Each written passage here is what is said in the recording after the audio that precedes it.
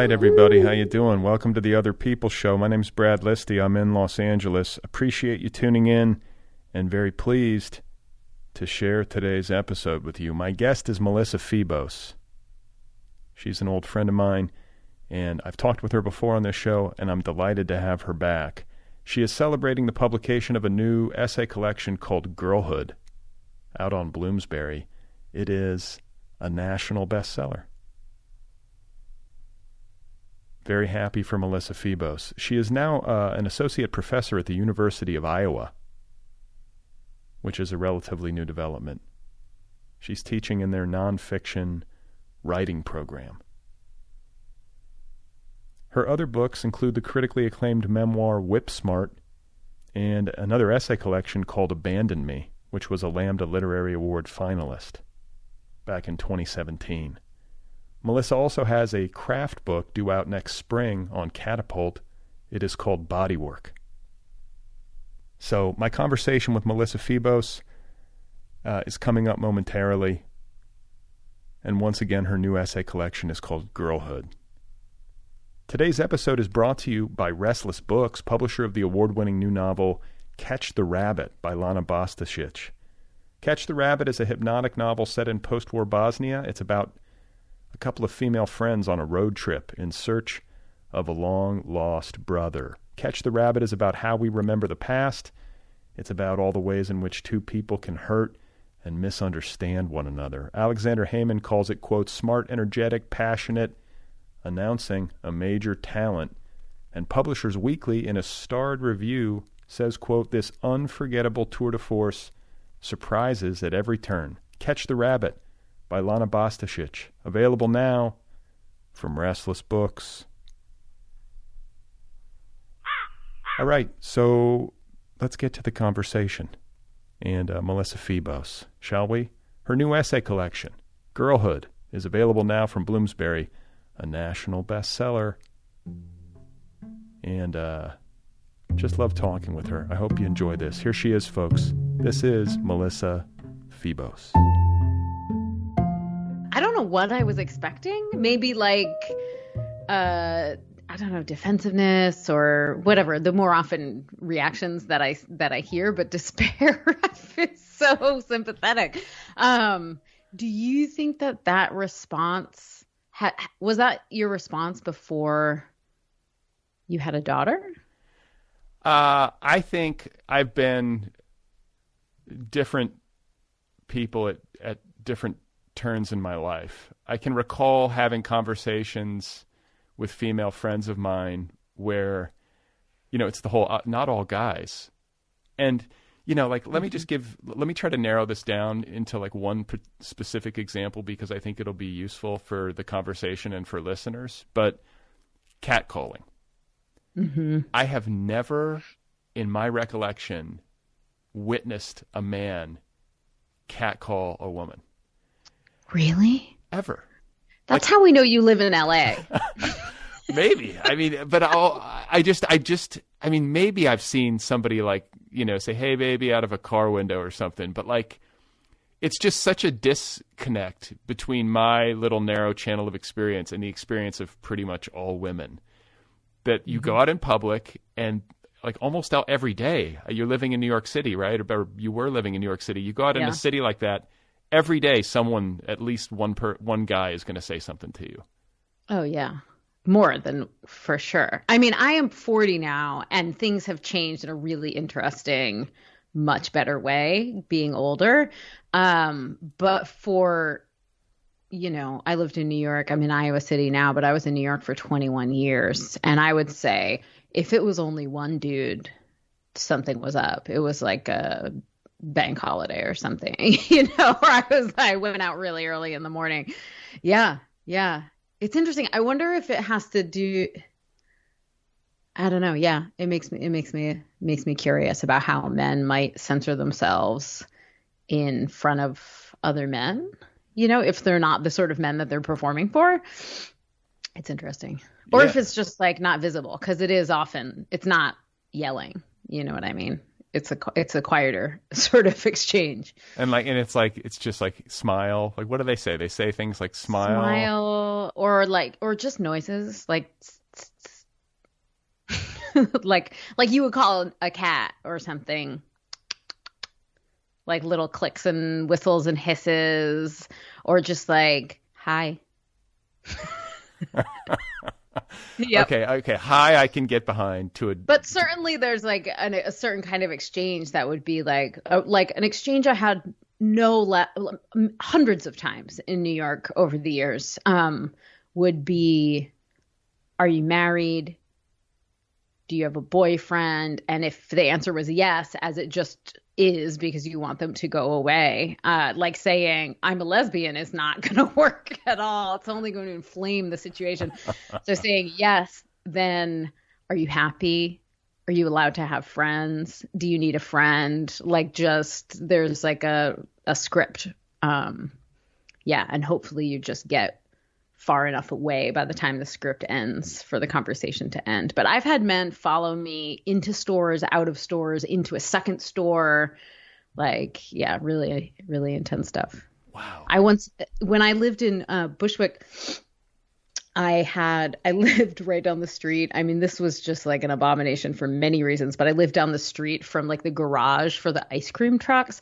And I was sexually harassed on a daily basis by the drivers of ice cream trucks. Oh my God. All summer, everything. I just remember walking my dog down this like relatively, it's a really industrial neighborhood, and walking my dog down this like pretty sketchy, super industrial, no one else around, like at dusk, and this ice cream truck with the lights off, slowing down and driving very slowly behind me and turning on like their music, like Pop Goes the Weasel, super slowly and low. It was like a horror movie. Oh my God. Are you triggered by this to this day? Like, if you see an ice cream truck, are you okay? I mean, I do. I mean, that was less about the sexual harassment than just how obnoxious it was to be listening to ice cream truck music 24/7. Yeah. Just all of it. Well, and also just like the horror movie trope. Like, I'm creeped out by ice cream trucks, and I wasn't even sexually harassed, but yeah.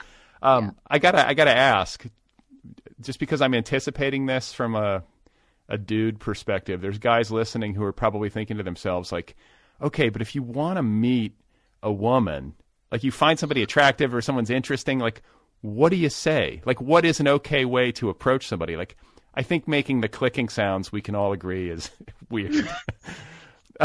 Saying hello, like, it can feel fraught. I've been that guy, like a well-intentioned, socially awkward, nervous, insecure, and like it's very easy to come off the wrong way just because you're a dork, not because you have any ill intent, you know?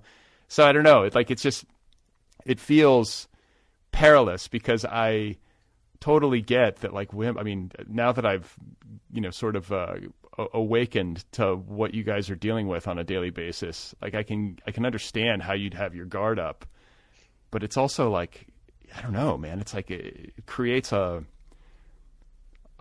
a lot to work through. Do you know what I'm saying? Like, yeah, I do. It creates a tense atmosphere, or like a difficult situation to parse.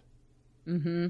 Yeah, I mean, I'm sympathetic to that, at least to an extent. And I think it's really just, and this is something that I definitely sort of get to at parts in the book, is like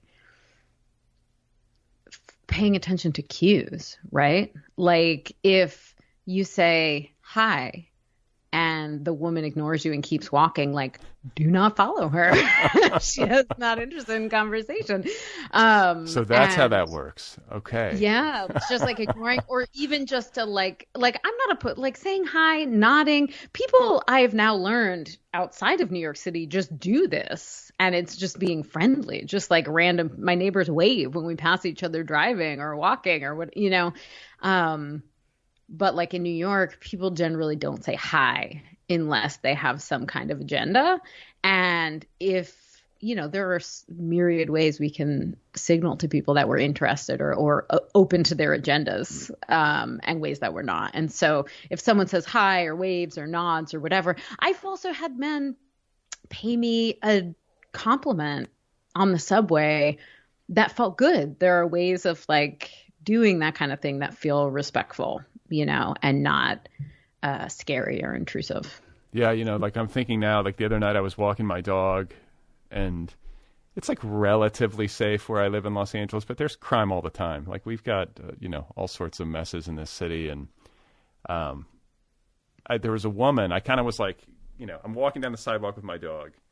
A woman sort of like turns in front of me and is like 5 feet in front of me. Mm-hmm. Do you know what I'm saying? So it was like, she suddenly appeared, and then suddenly I was like at close range behind her. And then because I'm like awkward, I like sped up to pass her, because I was like, you know what, she's going to feel better if I'm in front of her rather than me being like, 5 feet behind her. But then in the passing, I felt like I weirded her out, and then I turned around and explained myself. I was just trying to pass you so that I wouldn't be behind you. And she was like, okay, and then just like went to her door. She happened to like live right there, but I was like trying to do the right thing. I would actually appreciate that and find it pretty charming. I mean, after the moment where I thought you might assault me. Because a man coming up swiftly behind you. Yeah. I had the dog, which I felt like the dog was like a softener. Like I feel like the dog hopefully. Totally. I might even be, my, sort of fight or flight response might be entirely diffused by the presence of a dog, in fact. Because I just, like my instincts would be at cross purposes, because I am so excited to see any dog that I ever see that. And I also like, who brings their dog to go, predating? Well, okay. So because, as I've gotten more sensitive in just, really, to be honest, like I feel like I've gotten a lot more sensitive to this sort of stuff over the past few years. One thing I've noticed, and I joke about it, but it's true, is that during the day, because I'm a fair-skinned, like, man, I have to protect my skin. Mm-hmm. And so I wear like a straw hat. And it's like a big, goofy straw hat that like the guy, like that like you wear to like do yard work. You know what I'm saying? But I wear it everywhere. Mm-hmm. And not only do I like it because it like, it protects me. I don't have to feel anxious about getting sunburned or whatever. But like people, and women in particular, way nicer to me when I'm wearing that hat. Yeah. Yeah. You probably strike a somewhat ridiculous figure with the big straw hat. My friend, I think we have a common friend, Melissa Broder.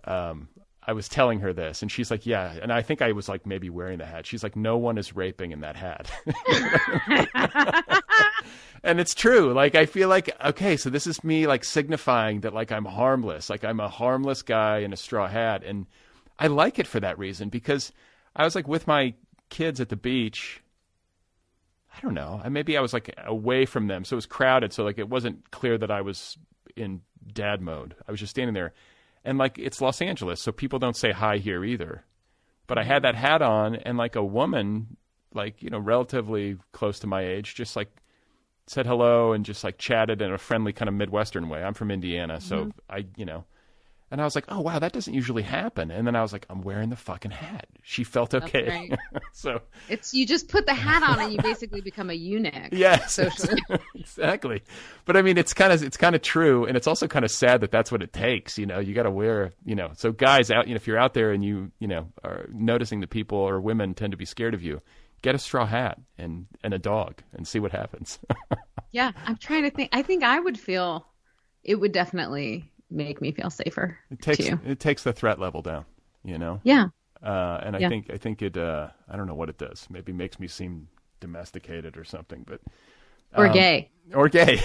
With that too, So I want to talk about like the larger literary project that you have undertaken, over the past several years, kind of since we've known each other. Like we talked for your first book. We talked for your second book. We're talking for this book. I'm not missing anything, am I? No. In fact, this morning, I was just remembering our first conversation, which was, I believe, the second episode ever of this podcast. Jonathan Evanson is the only person who beat me to the punch. And I remember exactly where I was and what I was doing. I was like making baba ganoush in my kitchen, which now seems like profoundly unprofessional for a podcast interview. But afterwards, I remember thinking, oh my God, what an easy person to talk to. I can't believe I said all of that. Should I email him and ask if he can edit it out? And I was like, fuck it. Yeah, I haven't listened. I used to listen, and I'm sure I did back in the day. I would listen to the playback to try to like figure out how to be better or whatever, but I'm at the point now where I can't. And if I listen to old episodes from like a decade ago, like I feel like I'm shouting a lot. Like I used to do ad reads where I was like, why am I yelling? And like, it's this thing on.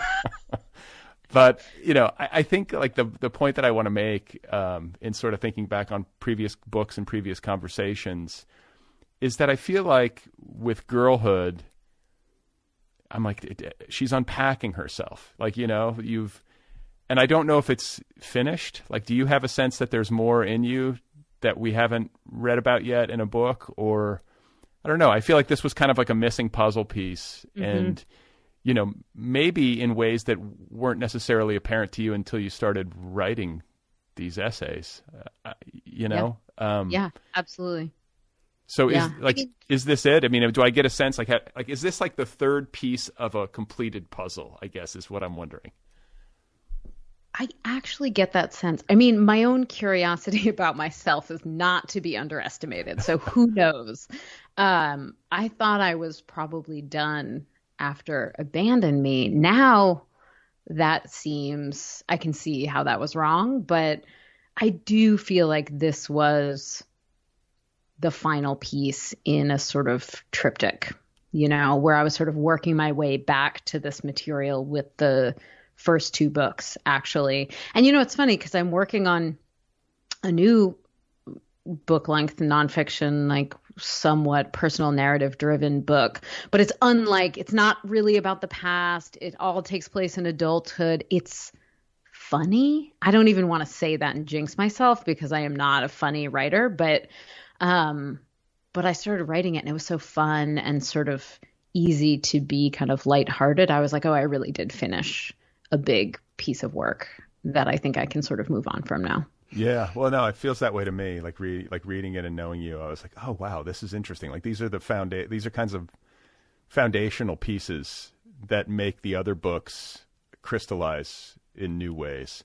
And I thought too, it's right there on the page in this book where you're reflecting on the time you spent working as a dominatrix.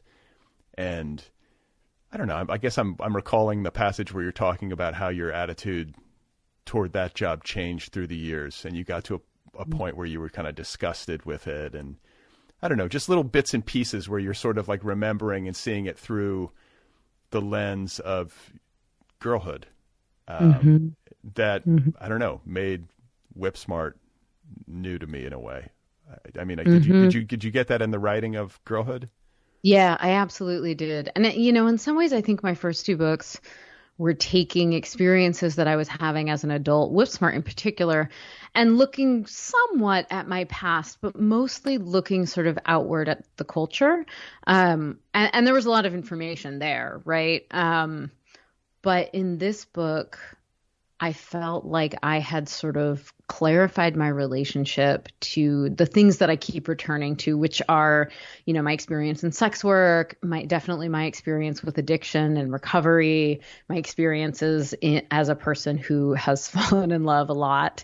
And like I did a certain amount of work on those topics at the site of the most notable experiences.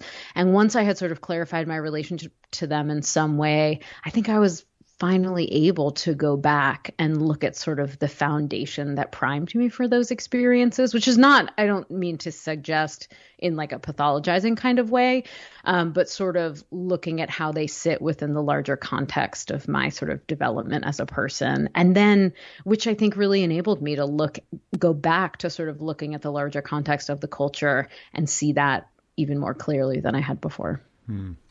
Yeah, your depictions of your childhood, like, a couple things. Like, first of all, I found myself loving how feral, if that's a word I could use, your childhood was. Like how close to I use that word. Yeah. Yeah. Like close to nature, I kind of grew up, especially when I was in Wisconsin, for the first half of my childhood in a kind of similar way, just like running around in the woods and, you know, I don't know, like swimming in the creek and all that kind of stuff. It was a good way to grow up, and I related to it on that level. I've also never been to Cape Cod, so I was like, oh, I kind of want to go there now, like swim in those kettle ponds or whatever. It seems like a good place.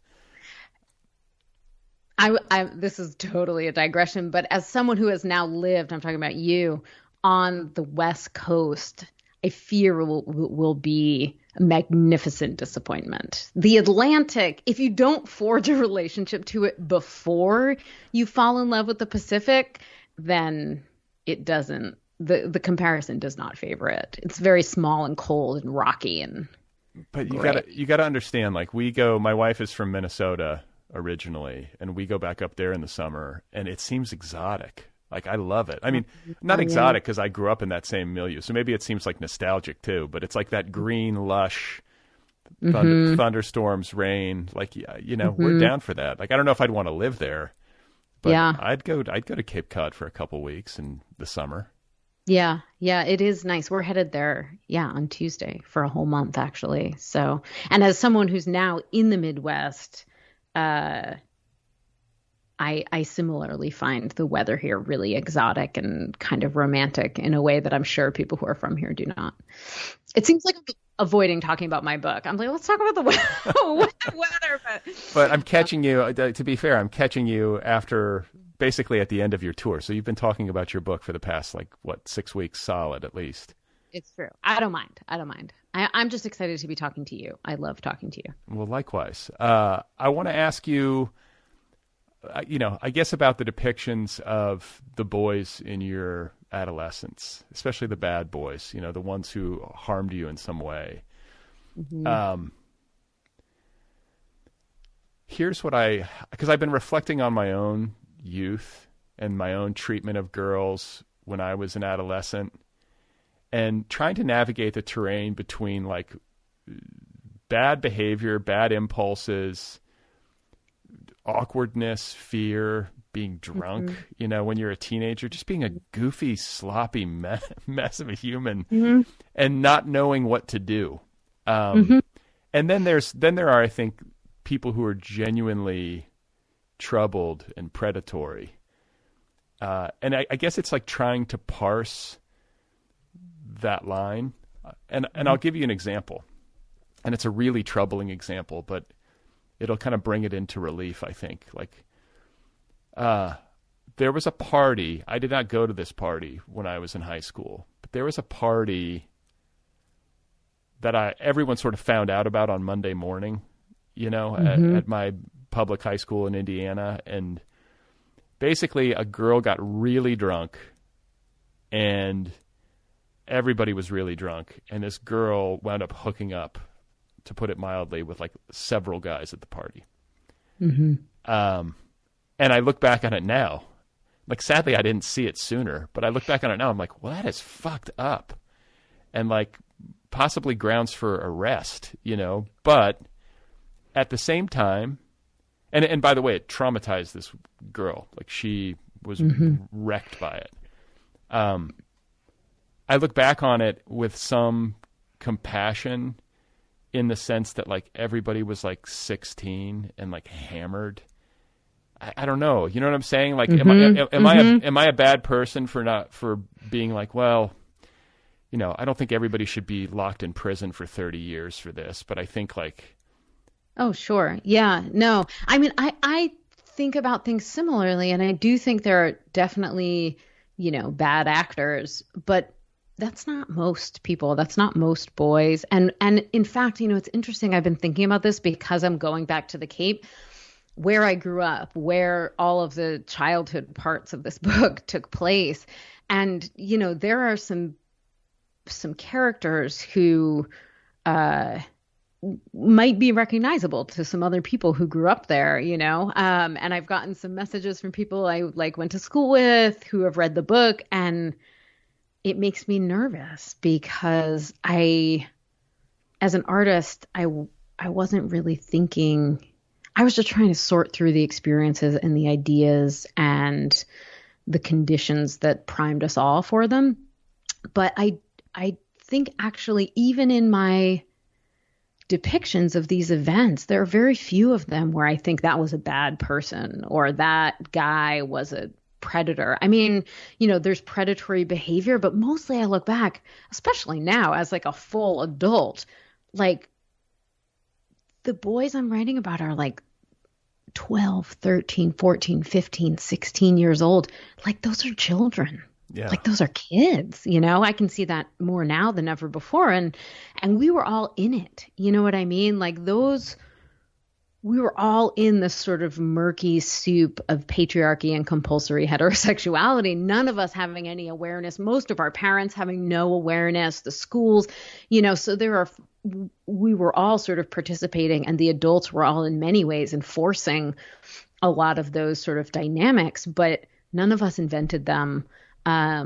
Most of us were not making a clear choice to sort of override the better interests of the other person. It was just how we did things, like even now, the language we have around consent, and sexual assault, like there was like violent rape and then there was sex. Like that was sort of it. Like I don't even remember anyone talking about like date rape, until I was quite a bit older, so there's just like wasn't even a language for it. And, I think where I ended up in writing about those experiences, like those early sexual interactions where, I did things I didn't want to do, that I did not enjoy, and that stayed with me for a very long time.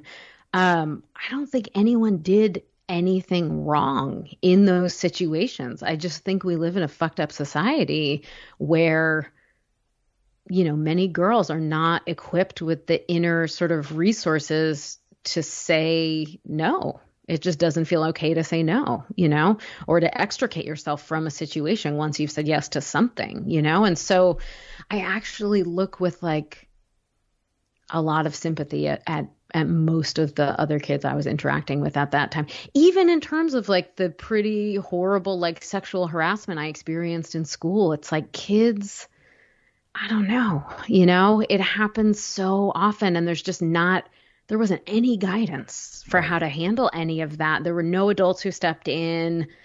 I'm sure a lot of it they saw, my parents certainly would have if I'd gone to them, but like the shame kicks in so quickly with stuff like that it's just a perfect setup to not ever receive any help navigating it for any party, Yeah, no, I think that you do a really nice job of drawing the line from desire to fear to anger. Am I missing a step? Like, I think that's probably in some situations, but yeah, that seems like the sort of trajectory. Yeah. When you're dealing with boys and male misbehaviors, you have a guy who's interested, but he's afraid and awkward, and then he gets rejected, and how quickly that can turn into, being an asshole. Yeah. You know what I rewatched recently? I've been rewatching some movies from the 90s, and let me tell you, these movies did not age well. I rewatched High Fidelity with John Cusack, which was a movie I loved. It was it was one of my favorites, right? And there is this part where, he's going back through his history of ex-girlfriends, and there's this ex-girlfriend that he had in high school who he sort of like tried to coerce into sex, and she refused, and then they broke up, and then she slept with another guy afterwards. And it's just like a horrible, really familiar story where she's basically like, I really liked you. I got tired of saying no because it felt like I wasn't supposed to. And he's like, awesome. It had nothing to do with he becomes this incredibly unsympathetic. She's basically like, and I think the line in the script is like, it wasn't rape, but it wasn't that far off. And he's like, oh, fantastic. None of this had anything to do with me. And I was like, whoa. And I mean, that movie was also made 20 years after I was even experiencing my early sexual, interactions. And so if you sort of degrade the conversation we were having about that stuff all the way back to 1991 or whenever I was having my first sort of sexual interactions, it's like, how in the hell could any of us have been expected to sort of navigate that with, I don't know, any kind of awareness about what was going on with the other person. And there were so many scripts about, even I remember like my dad saying to me, you cannot trust boys, like stay away from basically making all men and boys seem like horrible gargoyles, like sex crazed ghouls. And I think that's what part of what he was trying to describe to me is what was true, which is like, it is set up. You'll be the loser in this situation, no matter what. Like, avoid it entirely. There is no way to sort of come out okay from those early interactions. And I don't think he really sort of knew that lucidly, you know, but I think he sort of understood that it was like not a good situation for girls, however it sort of broke, you know. How do you feel about that now? Like, because like I selfishly, I'm like, okay, I'm a dad. I've got a daughter. She's 10. She went to like a pool party with boys this weekend. And on her way out the door, and I am so, because she's been our little girl for the past decade, and now it's going to change, and it's inevitable, and I'm happy for her. And, you know, kids have to grow up. I don't want to be too clinging, you know, too tightly to wanting things to be permanent, you know, and fixed. But it's Did hard. you just zip up your sweatshirt more as you were talking? Yes, I'm just going to put my hood on. I'm going to put my hood on while I talk about this. I talk about this, if you don't mind.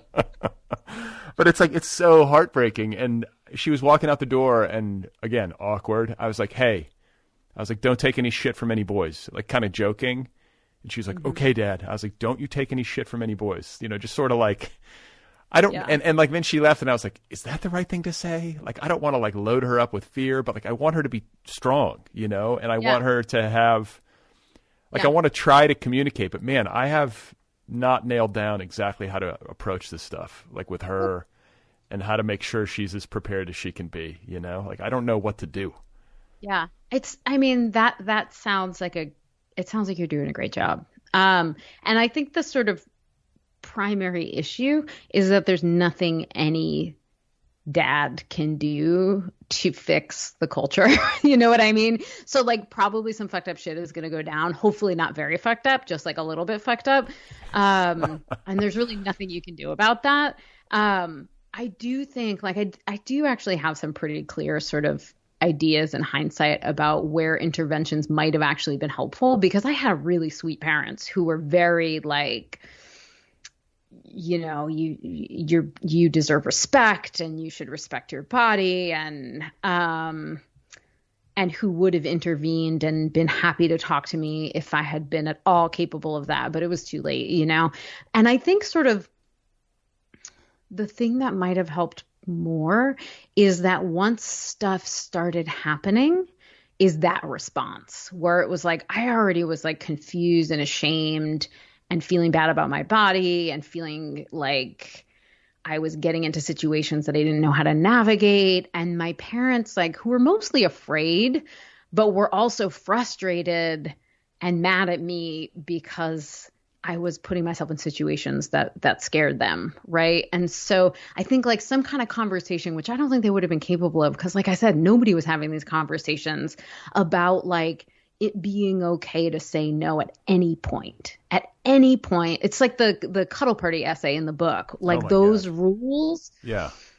Like for kids to have those rules. And I honestly think it's actually like would be even more or just as useful for people to be talking to their sons about the like, thank you for taking care of yourself aspect of it, because that was a huge thing, you know? And just like, yeah, it's fucked up. It's confusing. Like they tell you to say no, but then if you don't, you're the one who gets sort of humiliated in school the next day, or you get a bad reputation, or just sort of having a conversation basically about patriarchy and like how it's sort of set up in a messed up way for girls to have to navigate. And I don't know, having those conversations like as early as possible, you know, because by the time I was in those situations, it was kind of already too late. And for me, that was like 11, 12. And it was already like the ball was already rolling, and I already had so much shame about it that like having those conversations felt like excruciating, you know? So you're telling me I got to do that this year. I got to sit her down and yeah, basically. Yeah. And just Yeah. but I mean, not to be too tedious about it, but just be like, honey, like you can always say no. Like I'm trying to figure out what to say. Like I think it's like it's okay to experiment, and it's also okay to stop it at any point. And anyone who tries to pressure you into anything is not cool. Like that's not cool, right. you know? And if they try to make it feel like you're being not cool, that's extra not cool. Do you know what I mean? Yeah. Just like giving her a model for how that interaction should go. If she's into it, if she's not into it, if she's kind of into it and then changes her mind, like and I have to say, like, even as an adult, I have had trouble. This is like, feels like a tangent, but I think it's actually related. Like, I have been horrible at breaking up with people my whole life, like awful. And part of it is like, I don't want anyone to be mad at me. I don't want to hurt anyone's feelings. I don't want it to be awkward. And some of that goes all the way back to that same sort of dynamic where it's like, you don't want to stop in the middle of a makeout session because you've hit the threshold that you're comfortable with. And it seems easier to just grit your teeth and do whatever they want to do so that you can get out of it without a conflict. And I had a friend who was like, you've got to deal with this. Like, I was dating someone and I wasn't that into it. And I was like, how do I extricate myself from the situation? And we did a little role play. This is me like in my 30s. And my friend was like, come up with a line that you can just repeat so that you don't have to be figuring it out. And my line was, it just doesn't feel right. And she was like, no matter what the other person says, you just say it just doesn't feel right. And then they will have to give up and you don't have to like be navigating or negotiating. And like, it worked perfectly. It was the first successful breakup I'd ever had where it actually just ended and they didn't talk me back into like something else. And I remember thinking, if I had been a kid and I had had this kind of tool where it's like, you just say this until they go away, you know what I mean? Or you just say this and you walk away. But like, there are so many messages that are encouraging us to do something else, that are encouraging girls to keep doing it or whatever, that like I would have had to really sort of learn those skills before I was in those situations. So like, what do you do? I mean, this would probably be torture for her even now, but like, what do you do if you're like fooling around a little bit and then you just kind of want to stop and go home? Like, what do you say? And like really walking through that, because in the moment it's so hard. It's really hard. Yeah, I was just going to say it. Like, it almost seems like a good idea in schools for there to be role play. Like, however uncomfortable it may be, and you know how much giggling there would probably be and blushing. Like, I think you're right. I think when you get into the heat of the moment, we don't have language for these things, and they're, you know, it's easy for things to get tangled and weird, and for feelings to be hurt, or for cues to be missed or misread. Exactly. Doesn't it seem crazy that there isn't? Like, we learn how to act in a restaurant. We learn how to act shopping. We learn how to act when we stay at someone else's house for a sleepover, but we give them no scripts for like what to do in sexual situations. We just pretend that they're not going to do it, or we show them like all I remember about sex ed was like hearing they showed us how to put a condom on a banana. Me too. I mean, yeah, I remember that too. Like, and then we talked, like the girls talked about periods and the boys talked about wet dreams. There was no female masturbation. There was nothing about female pleasure at all. And there was nothing about, it was like you don't physically force someone. But beyond that, there was no guidance at all for how to navigate those situations. I seem to recall like a slideshow of like really horrific, like venereal disease. Yeah. Like this is herpes, and you're like, oh my God. There was an infamous birth video. Yeah. Where they show like the baby crowning or something. Right. It was like Scared Straight, right? Which didn't, scare anybody straight. And I should say, that it's important to note that the kinds of teaching and instruction that we're talking about apply to both, boys and girls, like especially boys maybe. Like I feel like when I talk about like the despair that I feel, because I've got a son as well, it's like I feel like, wow, we've really failed to educate boys on like how to be in the world. Like it's hard not to come away feeling like that. Like men are men are a mess.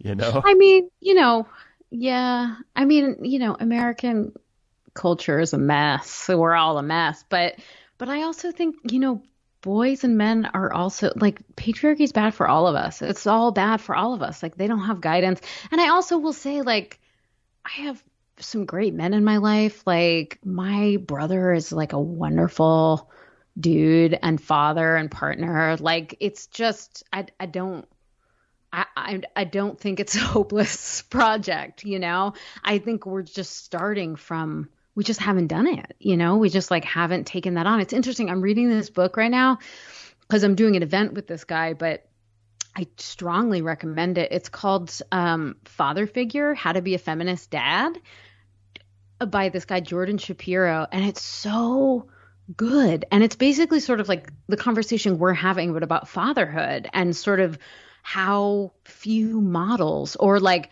how few alternate models boys and men are given for like what role a father should play and sort of like the incredibly antiquated sort of stereotypes that we're given and how little sort of education and resources are available for men when they're thinking about being fathers. And it's great. Anyway, I strongly recommend it. And in reading it, I was like, oh my God, it's true. I've like never even heard this conversation. I don't have kids. I'm probably not going to have kids, but I've super enjoyed it. And it really has also just been like, oh, right. Like we just kind of don't do anything. If we started doing stuff, I think things would change actually relatively quickly, because I don't think it's in boys or men's nature to like not pick up social cues or to be coercive or, that's socialization. Yeah. Well, yeah. And I think like I think there would be a lot of hunger among a lot of guys, myself included, for some instruction. I think that's what we're talking about here. It's like, it's like, well, what do I do? I'll do it. Like, I want to do it. I want to do the right thing. Most guys, most dads want to do the right thing.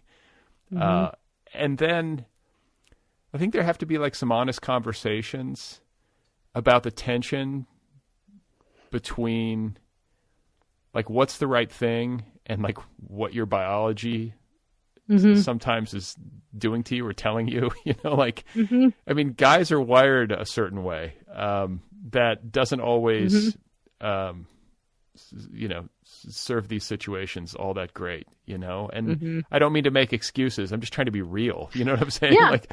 There has to be like some way to like navigate the tension so that we can be honest about that and understand it too. And then also understand like, well, women are wired differently and they might be thinking or perceiving it this way. And then like, how can we language this so that, nobody gets lost, or hurt. Yeah. And now there's a bunch of kids who are identifying somewhere in the middle. And like, how do we make space for all of them and figure out sort of a way of being that everyone can sort of follow and agree upon that keeps everybody safe? It's like, I have a lot of natural drives. I am a total addict. I've been in recovery for 17 years. And there are a lot of things that I had to do to sort of reroute my compulsive instincts so that I don't just like shoot heroin all day or like just do everything to the extent that it will kill me, and it's totally possible, right? Like there are ways, so many human drives that we have figured out how to sort of circumvent or work around or sublimate or whatever. And I think that's just has not really been our approach to this, right? It has been sort of protect and indulge or pathologize or capitalize on, like never have we sort of taken on that project. I will say that I think the Unitarian Universalists, and I think I mentioned this in the book, they have an amazing sex ed program. It's called the OWL program, Our Whole Lives. And it's phenomenal. It is like the sex ed program that should be in public schools the country over, and I went to this like Unitarian summer camp that I also write about in the book a little bit. And I think some of that sort of approach to sexuality and gender and those kinds of interactions sort of insinuated itself into me just through that experience. There are what does it entail? Like the owl, like our whole lives. Like I think it just, I read a lot about it when I was writing the book, and I don't remember all of it now, but it's a lot of what we're talking about, like a really nuanced conversation about consent, honest conversation about masturbation, and, like also education for all genders, where it's like, where we learn the anatomy for all kinds of bodies, not just ones that look like our own, and sort of where pleasure comes from and how to set boundaries and what assault is, and just like a real conversation that can actually guide the situations that we're going to find ourselves in. And one that is like not super euphemistic or shaming or even like hypergendered, just like the way that we all, or not we all, the way that some of us eventually come around and sort of figure things out and how we want to be and what feels good and how to listen to ourselves. Like it took me until I was almost 40 to sort of get to like not have sex I don't want to have, you know what I mean? And so that was not a conversation that ever came up in sex ed. So I think it's like a more holistic, sort of straightforward, like, what's the word I want to use? Like tolerant or just like non-judgmental discourse around it. Well, and I think reading your book and reading parts of it that had to do with consent gave me pause as I thought about how much sex is had that is not truly consensual sex. If the definition of consent is like enthusiastic two-way, willing, but enthusiastic two-way participation. Like so much. And I'm as guilty of this as any guy or anybody who's been in a long relationship where like sometimes one partner is like really into it and the other partner just goes along. Some of that's like love and care. But also it's like, oh, like maybe like just chill, like is what I was thinking. Yeah. Isn't it sort of amazing to think about? Like there are all these sort of narratives, like partly and for all life stages. Like I remember when I was like an adolescent teenager, it's just like a thing that women say to each other that like sex isn't good when you start having it. Like it takes a long time for sex to actually get good. And to which I would say, like, what if we just like didn't do it if it didn't feel good? And we're like, okay, let's try something else. Oh, that feels good. Let's move further in that direction. Okay, I think I'm done now. Let's like circle back next weekend or whatever. And just did the things that felt good and made that the sort of project of early sexual experimentation. Then like that story might completely change. And I would say like, there's obviously different factors, but like as like middle-aged adults in long-term committed relationships, what if we did the same thing and we're like, okay, like one of us is not that into that, the other is like kind of, but we feel like we should because we get along better after we have sex or whatever. Right. Like what would feel fun or possible or makes us feel curious, or you know what I mean? And just like, what if we just decided that sex we don't want to have is unacceptable and we're not going to do it anymore at any age? Yeah. Yeah, it's like a radical thought almost, right? In but like context. We could do that. Like and in some ways I think actually like being queer and having early sexual experiences with women and like mostly dating women for the last like 10 or 20 years has really facilitated that for me, because there are so many fewer scripts and there's no like end point penetration. So like between two women, it really is sort of like, what do you like? What do you like? What feels good? How's this? And listen, I cannot, and not just with your book, but like with a lot of stuff that I've been reading, I cannot escape the notion that most men are bad at having sex with women, if the women's reports are any indication. And B, that women are better at having sex with other women than men are generally. Yeah. Like, this is 100% true. I mean, I've read the studies that show that lesbians have like 300% more orgasms than straight women do in sex. But I don't think it's like, I think it goes back to sort of what we're talking about, where it's like men are not taught to value women's pleasure over their own ego, right? It's like they want to feel like they did a good job, but they don't want to have to figure out what a good job is like with this particular person because they haven't learned that. So, and I think with women, we are so socialized to be like, how do you feel? What's going on with you? Does that feel good? Like we're so sort of, just brought up to be aware of other people and what's going on with them and to try to make them happy, that you put two women in a relationship and like it really works out for everybody, right? So I think everybody has to sort of be on that, and sometimes it's more about the other person than the other person, but there's a sense of a kind of balance. And I don't think that's an essentially female characteristic. I think that's totally learned. Yeah. I will say that like even... And, I'm sorry to have to say this I've said it publicly before, but just like even the men, sensitive men who identify as feminists, I'm like, how have you never learned that this is bad kissing? Like no one told you. Adult women in their 30s, nobody told you, you know? Right. Well, and the thing too, it gets complicated because, you have like a quote unquote more feminized man, somebody who's sensitive and somebody who's feminist and somebody who's genuinely interested in female pleasure and all that kind of stuff. Some women don't want that. Like some women are like, ew, like, be a man, and then you're like, well, shit, what do I, like now I'm not masculine enough or I'm not tough enough or something. So it gets complicated. And, I guess it just comes down to like knowing your partner. You just got to like get intimate and figure it out. Yeah, it's true. And I do think it's like, masculinity, that kind of like be a man masculinity is a kind of theater, right? That you can actually agree on and then enact it and it's fun. You don't actually have to be totally out of touch with your feelings and like, you know what I mean? I think, I don't know. And I do think if we did that work to sort of change ideas of masculinity and sex, like that would shift too, because we wouldn't be raised sort of fetishizing that kind of masculinity, right?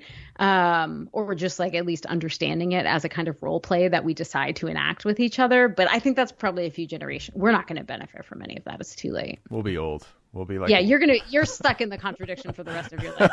Sorry. It's too late for us. So I want to talk about body. That's a big, it's a huge theme in the book. You write a lot about it. You write about your hands. You write about kind of going through puberty a little bit earlier, I think, than some of your peers, and like how, like what a shift that is. And also, I don't know, like you just like, you're very intelligent on the page when you like remember those times and you talk about like what it means. And it, again, maybe to a degree that it shouldn't have, it like made me pause and go, oh shit, like young girls really are from 11 years old in this culture conditioned to be like anticipating male gaze or behaving or dressing or trying to appear a certain way to please the boys around them or the men around them or whatever it is, and I don't know. It kind of is heartbreaking. And I think I never noticed your hands. I've been in a room with you, I never looked at you and was like, she's got big hands. Your hands are fine.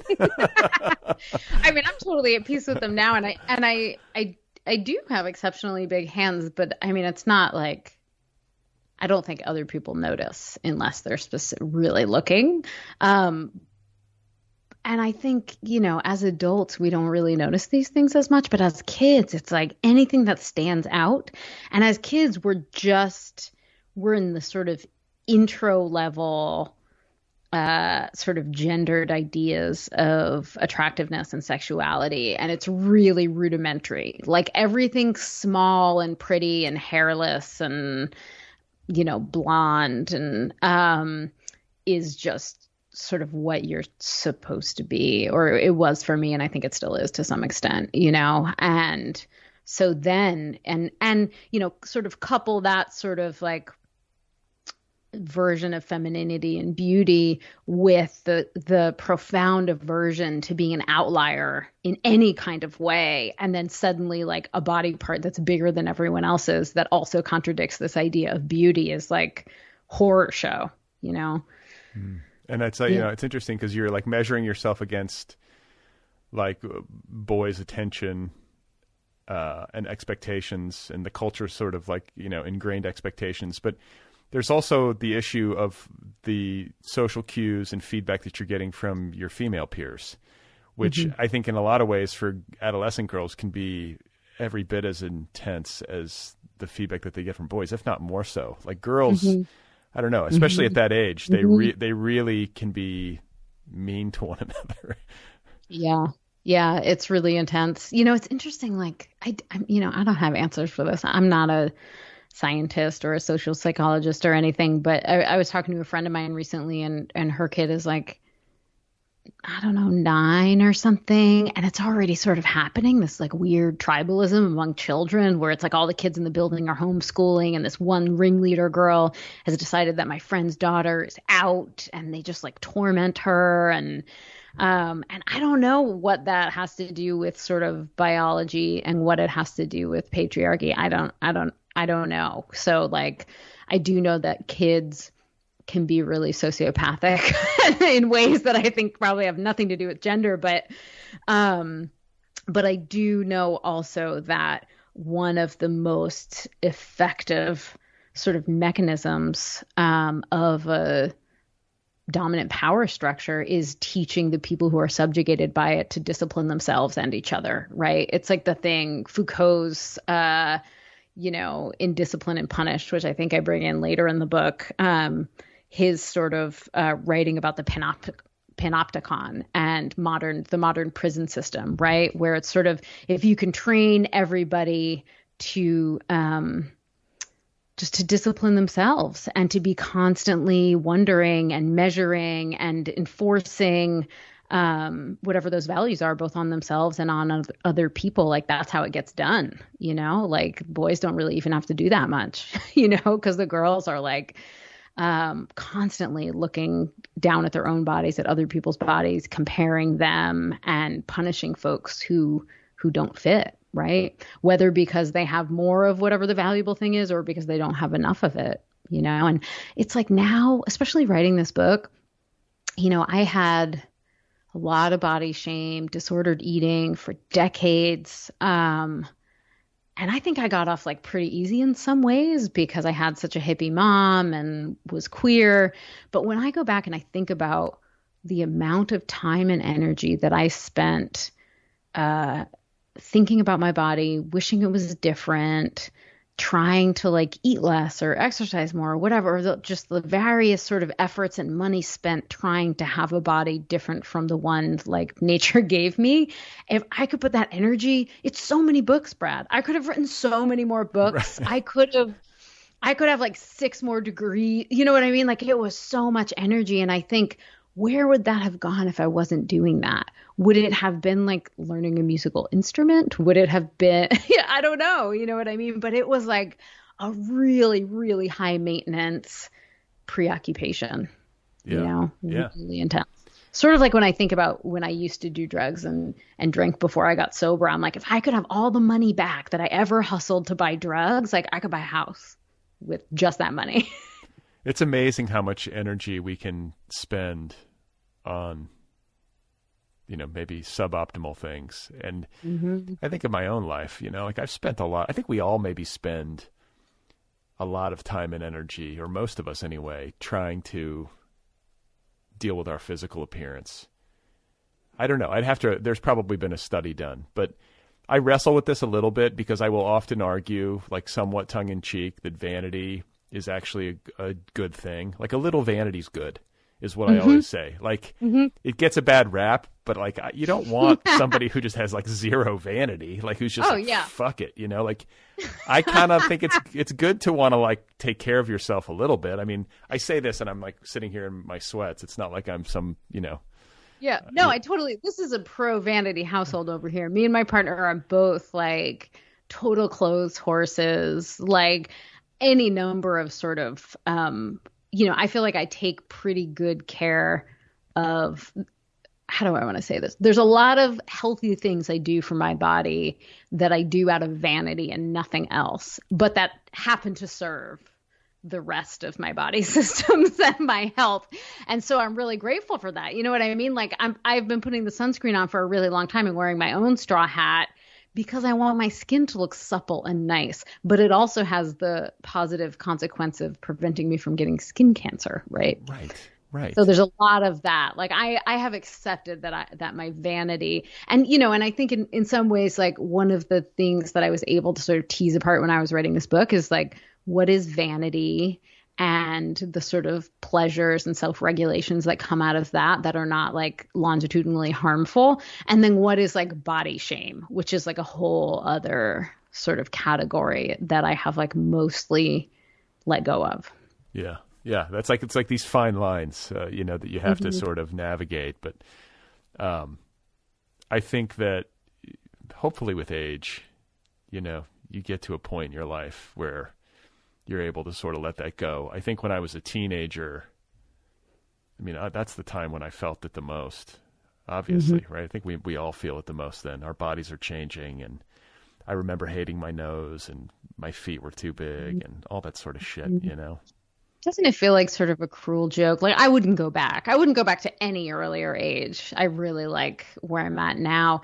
But that sort of the like bad backs and like that all of that stuff. I'm like, if I could have like the mental freedom I have today with just like the vigor and energy and like lack of a need for orthopedic cushions in any situation, like that real freedom. Yeah. Well, that's the cruelty of life, I guess. But it really is. I want to ask you about the Stalker Essay.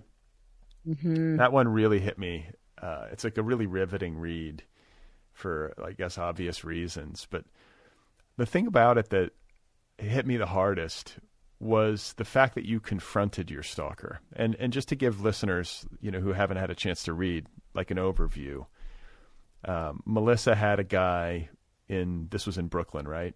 Well, why don't you tell, because it's your story, like give the overview. So I lived in this ground floor apartment. I was like 24 maybe. And it was on the block of a really busy train station, and I had these street facing windows for my bedroom. And this guy started coming to my bedroom window at night and like talking dirty in this horrifying kind of gross way. And the first time it happened, I went and got my 2 dogs and went outside and was like, what the fuck? And he proceeded to hit on me. And I was like, get out of here. I'm going to call the police or whatever. And then he kept coming back after that. And it went on for like, probably a couple months and maybe longer. And I went, it was terrifying. And I did go to the police station, and they basically laughed me out of there and was like, are you sure it's not your boyfriend? And said, there's nothing we can do until he like breaks in or assaults you. Yeah. And ultimately I ended up just moving sooner than I would have otherwise. And I didn't tell anyone about it except my roommate who lived in that apartment with me. And I basically never thought or talked about it again for like, 15 years. And then it came up and I was like, oh, that is fucked up. Like, why haven't I thought or talked about it? And in fact, I told my partner about it. This is before I wrote the essay. I was thinking about writing the essay. And I was like, I was thinking about this experience where I had the stalker but she's like, that's crazy. Like, how come you've never talked about that? And I was like, well, it didn't affect me very much. And she was like, you tape the curtains to the sides of the window and you won't even walk to the bathroom without a shirt on in the middle of the night with all the lights off. And I was like, oh, yeah. Right. Yeah. Right. So these things are more traumatic than maybe we give them credit for. The part that I think hit me the hardest was when you went out and confronted this guy, and his response was like, hey baby, like, you're like, hey, you sick fuck, like, what are you doing? You've got your pit bull, and this guy has like so little, like, I guess what shocked me, again, maybe more than it should have, is the fact that there are people who would honestly stand there and in all sincerity think like, this is my shot. Here she is. She must like what I'm saying. This is poetry, baby. I won't make you quote the guy, but I mean, the things that he was saying were like, just like graphic and not at all alluring, like to say the least. Yep. Oh. Yeah, it was totally, and it's like at the time I was just reacting. And I was like 24. I was newly sober. I was working as a professional dominatrix. And it just, the mind just blanches in it I was like, this doesn't make any sense. And I'm putting words to it now. I did not have words to it. And I didn't really talk to anyone about it when it was happening.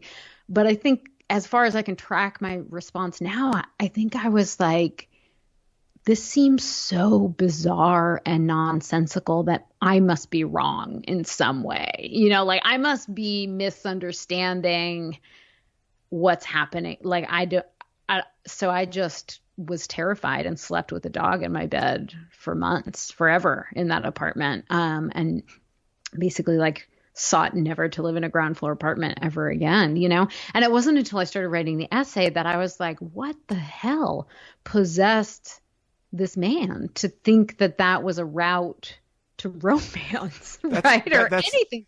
That's the question. Like, right. What the fuck? Like, how did this guy form? That's what I want to know. Like, yeah. what? And that was my sort of goal in writing the essay, or that's what emerged. And I was like, why did I never talk about this? And why have I not even thought about it? Why did I like stuff this in the attic of my mind? And also what possessed him? And I went and I just like watched all the movies, and these are the movies like of my childhood in many cases, all of them. I just like did a scan of all the media, like pop culture media I could find that had like peepers. And I was like, oh, well, that makes sense, where I was like, these movies are all romances or comedies. And then there are the horror movies. But even in the horror movies, it is sometimes presented as a romantic entanglement, right? Even when the female character is afraid for her life, she's still often strangely attracted. It doesn't preclude romance or sex with the stalker. And I was like, I don't know if he'd seen any of these movies, but clearly those movies are a product of our culture and they're perpetuating it. So in the end, it was like grimly obvious. Both of our reactions were sort of grimly obvious, where I was like, this was horrifying and terrifying, but clearly this is like not a big deal. So I'm just going to like, tough it out and move. Yeah. I have just so you know, this scene, like this confrontation scene stayed with me so powerfully that I don't know where I was. Like I was either walking the dog, but like I actually like played the scene out in my head where you mace the guy. Like I was like trying to like correct it. I was like, cause if the cops aren't going to do anything, like you've got this dog, but like a guy like that who's doing that, I don't know. But in the dream or in the like little like daydream, I was like, okay, so Melissa maces the guy, and then she has a friend who comes out and they hold him down. Like, maybe you rough him up a little bit. He's got like a bloody nose, and then the cops finally show up, and I was just thinking, they arrest me. And that's what I was going to say. That's honestly where I got to, where I was like, but wait a minute. Would like if you said he was standing outside my window saying these things, it's your word against his. Like, would they have the grounds to even arrest him? Well, even like, where does the law fall? Because is it against the law to stand outside someone's window and say disgusting, filthy things? I know that it's illegal to assault someone and mace them, so I don't actually even know. But it's funny, like even hearing you say this, it's like, this is the thing, right? That this experience, I'm putting quotes here, should have been like kind of a high topography moment in my scary experiences in life, but I literally never thought about it after it concluded. It was just, I was like, there is no narrative from the cops, from the culture, from anyone telling me that I should be outraged and traumatized by this. And so I'm just going to like stuff it away and keep it moving. And so, like there was this voice in my head when I was writing this book that was consistently piping up to say like, nothing that bad ever happened to you. Who cares? This is self-indulgent. And I have a lot of experience writing about this kind of thing. So I was like, knew how to keep writing and not listen to it. But when I think about the cumulative effect, like what that does to have an experience like that, many experiences like that, and never really talk about it, never really process it, just keep it moving. It's like, obviously I had some shit to work out. Obviously I had to write 3 books, Right. circling around these topics because it doesn't go away. Like that's a crazy thing to have had happened. Not even thinking about the sort of like structures that it imparts to my own understanding that I bring to like relationships or sex or in, walking down the street or, the curtains in my bedroom. Yeah. Well, I think that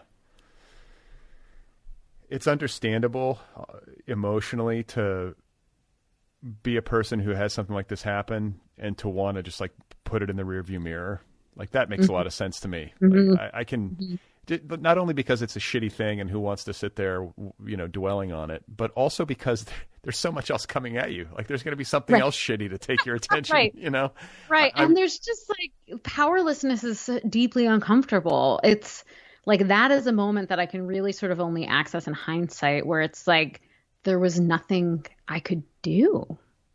You know what I mean? Like the police, there was no help. It was just like, okay, so what do you do? Like nobody wants to sit in that feeling, right?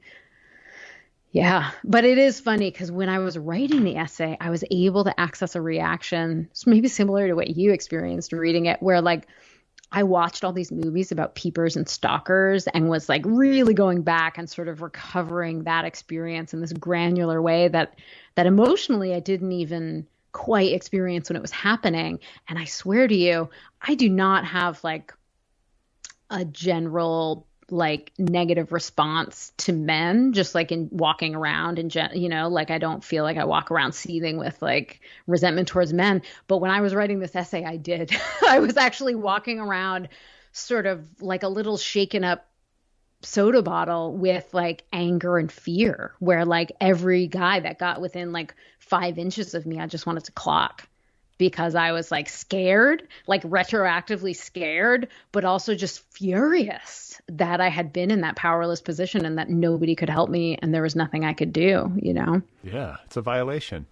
Mm-hmm. You're making me like some of the things you've been saying too, both just a minute ago and earlier in our talk is, it's like worth underlining again is how big of an impact I think like entertainment culture, like movies, especially maybe music videos, generationally, how big of an impact that has on kids' perceptions, adults' perceptions of like what the boundaries are and how the world works. Like, I'll give you an example of like a super embarrassing experience that I had where I was in a meeting in LA. It was like a Hollywood pitch meeting type thing. And was talking about like teen stuff because I was writing like an adolescent comedy, and it was just like a natural like development executive talk. And they were like, "So what kind of movies did you like when you were a kid in this space?" or something like that. And I was like, "Oh, well, the John Hughes movies," which is just the first thing that came to mind because it was like it's like the most culturally like, oh, of course, like yeah, and. Yeah. I got a cop to it. I was like, those were big movies for me when I was a kid. I think a lot of us. Me too. All of us. Yeah. So this woman who was basically about my age, maybe even a little younger, she was like, she kind of grimaced and I could tell. And I was like, "Oh, you don't like him?" And she's like, "Well, my husband's Asian." And she's like, and I was like, I felt like the biggest asshole. I was like, "Oh, yeah. Right." Like, and then I rewatched it and I was like, "Oh man, these movies have aged terribly, so badly." Not to mention all of like what now we identify as sexual assault and rape. There's tons of it. That's what where they're like drunk girls and the nerd sleeps with her and like it's really really. And I was obsessed with those movies all the way through my 20s, really. And then I was like, oh my god. Yeah, I know. I mean, so it's like because 16 Candles. The nerd, and by the way, I was all throughout my childhood was always compared to Anthony Michael Hall. Like you look just like Anthony. Oh, were you? Yeah. So like I really internalized it because like when you're a kid and somebody's like, that's the famous person who you are, but like the nerd in Breakfast Club was me for better or worse. And but I mean, imagine I don't have any like specific memory of it, but imagine me at like age 12 watching 16 Candles. And like, oh yeah, like he just bangs the hot blonde who's in a blackout and like doesn't even remember it, but then wakes up and is in love with him. Like that's basically the story. Yeah. Like, what a message. Yeah, what a message. I was like, and honestly, like, so that's Yeah. how it works. And then like movies like Animal House, because I just wanted to have fun. You know what I'm saying? Like it was an innocent impulse. It was like, oh, these guys are funny. You know, John Belushi's funny, and all this stuff packed into my head really did shape as an adolescent how I sort of tried to build myself. You know, and maybe to a degree that exceeds anything else. Like I can't think of anything else. You know, nothing else comes to mind that exceeds it. Yeah. Yeah. No, me too. Those movies were huge for me. And going back, the racism, I didn't even see it for so long. And it's it is not subtle. No. It is not subtle. Yep. I also grew up loving Breakfast at Tiffany's. Oh my which God. has the dual. The Andy Rooney, or is it Andy Rooney, or what's his name? Yeah, Mickey Rooney. Mickey Rooney. Andy Rooney. Not the 60 Minutes guy. But No. but yeah, I know. It was just, I mean, in a way, it's like horrifying, but also heartening because I'm like, things really have changed. Right. Things really have changed. Or even like the way that gay characters are represented, if at all, you know, they were certainly not the stars. They were not sympathetic. Yeah, it's, yeah, I remember. Well, okay. So that's a good, that's a good moment to pause and like be a little bit optimistic, because if I'm saying, and if there's like some at least loose agreement that like these cultural products have a huge impact, like the precise amount of impact we can debate, but they have a big impact. I think it is also true to say that things have changed for the better in terms of representation in cinema. It's getting better, I think, in literature. I don't know. You know what I'm saying? I would have a hard time arguing that it's getting worse. Like, you know. It's definitely not getting worse. Certainly, yeah, I think over the course of my life, I have definitely seen, and this is one of the great benefits of the internet too, is just that like kids, like my friends who have adolescent or teenage kids now, those kids have grown up. They're like, what's the big deal? Like they have grown up with sort of gender nonconforming, trans, queer characters. Like they're on TikTok. They know so much more about, I don't know. We are like hopelessly old and just, you know, a lot of them just, old and slow. And with these terrible old ideas still stuck in our heads, where a lot of them just, you know, I think when we were younger, there was no internet. It was like you learned it from your teachers or your classmates or your parents. And if it was, those people did not know what was up, like neither did you. And it wasn't until we like moved out or like got some access to sort of other stuff. And now kids can find a community based on however they identify or however they're curious, like as soon as they can get access to a computer. Yeah, that is good, you know, and I do have some hope, like just watching my kids, you know, the way that like nothing phases them. Like I think back to my high school experience, like there was like one out gay guy who I look back on with like reverence now, because it was such a hard environment to be that guy. And he was from a family of like, it was like a dynastic like sports family. Like all of his like father, uncle were like, big, like sports heroes, you know, but to their credit, they totally embraced him. He was not like ostracized within his family. You know, I shouldn't speak with too much authority, but I just remember like it was clear that he was out, and it was cool, but it was also sort of like I don't know, it was very unique and a lot different than it is today in not so great ways. So anyway, we've come a ways, and I want to be sensitive to your time, but I also want to talk to you about a couple other parts of your book before I let you go, because they're so good. Thank you. First of all, the cuddle party, which is both like, I mean, like I was in a full body, like cringe / clench the entire time I read that. Like I cannot think of anything for which I am more poorly equipped than a cuddle party. Like maybe to a degree that exceeds you, because I think you're in the same boat. I mean, most sane people would be like, like at first blush at least, be like, I am not going to go into some loft in Manhattan and cuddle with strangers in my pajamas for an hour. But I definitely had the same response, but not everyone does. Okay, but what's so fascinating is how much, not like tidy resolution, but how much like unexpected resolution there was for you, I think, as a person and as a writer in the experience, but also for me as a reader. Like, it's a very well-sequenced collection. Like that essay comes toward the end. It brings a lot home. It's like, oh, like what an unexpected place in some ways, and like kind of a funny place to find all of these like really meaningful answers. Am I on the right track? I'm so glad that was your experience, because it did seem that way to me. And it's one of those things where it's like, don't give me too much credit, because I didn't strategize it and I had no idea that I was going to write that essay. I did not plan to write that essay. I went to the cuddle party just sort of out of my own curiosity, thinking I might write something entirely different that would not be in the book.